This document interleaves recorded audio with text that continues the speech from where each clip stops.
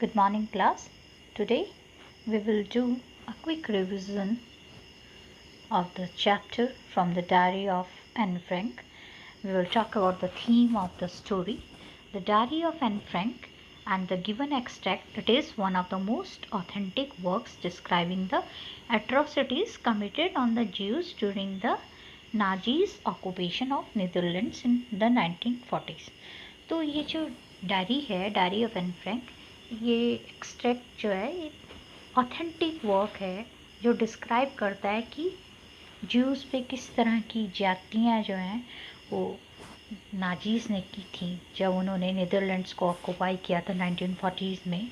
और इन सब चीज़ों के बारे में, ये सारी एट्रोसिटीज़ के बारे में जो एन ने लिखा है अपनी डायरी में, तो उससे हमको पता चलता है it provides an intimate account of the daily life that her small groups led in hiding in Amsterdam. Her frankness, honesty and sincerity of description of her parents, friends and teachers make her writing the most important document of the Holocaust period.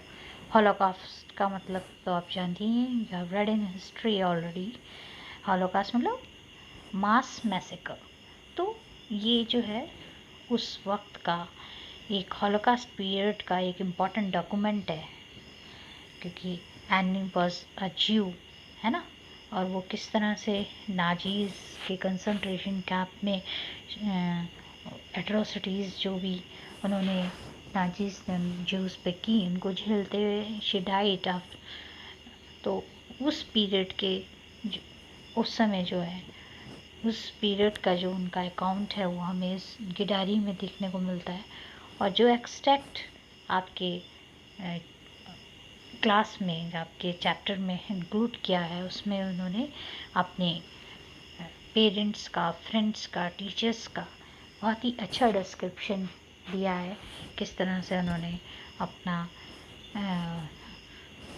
School के teachers के बारे में बताया है, अपने friends के बताया है, और कैसे उन्होंने बताया कि diary was the true friend and that's why she started writing in her diary, है ना। She made diary her best friend.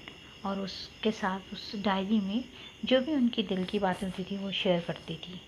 और उसमें उन्होंने अपने स्कूल का भी जिक्र किया है, जहाँ पर उन्होंने अपने मैथ्स टीचर से रिलेटेड बातें भी बताई हैं।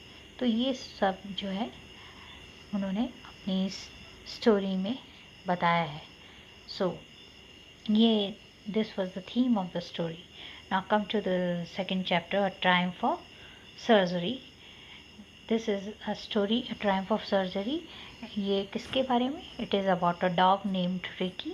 The theme of the story is about the blind love which we possess for the one whom we love the most. तो ये जो थीम है इस स्टोरी की ये है कि ब्लाइंड लव मतलब एक अंधा प्यार, किसके प्रति? जिसको हम पसंद करते हैं, जिसको हम प्यार करते हैं, है ना, जिसको हम पॉजेस करते हैं। जैसे कि मिसेस पंफ्रे का था ट्रिकी के लिए।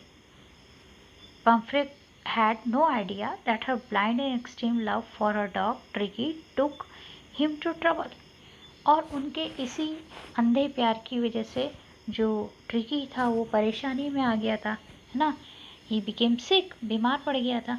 तो ये जो है, और पंफ्रे को इस बात का कोई आइडिया नहीं था कि उनके इस एक्सट्रीम लव की वजह से जो है वो ट्रिकी बीमार पड़ रहा है। Excessive love made tricky sick and became a reason for his illness. This can be concluded after reading the story that excessive love can take the form of extreme consequences. मतलब इस तरह से अंधा प्यार कि उन्होंने एक बार सोचा भी नहीं कि इसका जो है वास्तविक तरीके से या उसका किस तरह से उस कुत्ते पर, उस ट्रिकी पर, उसका डॉग पर उसका असर होगा, क्या कॉन्सिक्वेंसेस होंगे, क्या रिजल्ट्स होंगे इसके। तो वो भी एक खतरनाक जो है उसके लिए एक जो एक्सेसिव लव है वो ट्रिकी के लिए एक ट्रबलसम बन गया। तो ये जो है this was the theme of the story. So Here we have discussed both the chapters, the themes of both the chapters. It was a quick revision just to remind you about the chapter, है ना, कि इसमें जो main theme है दोनों chapters में क्या थी. Hope you would have understood all. Thanks for today.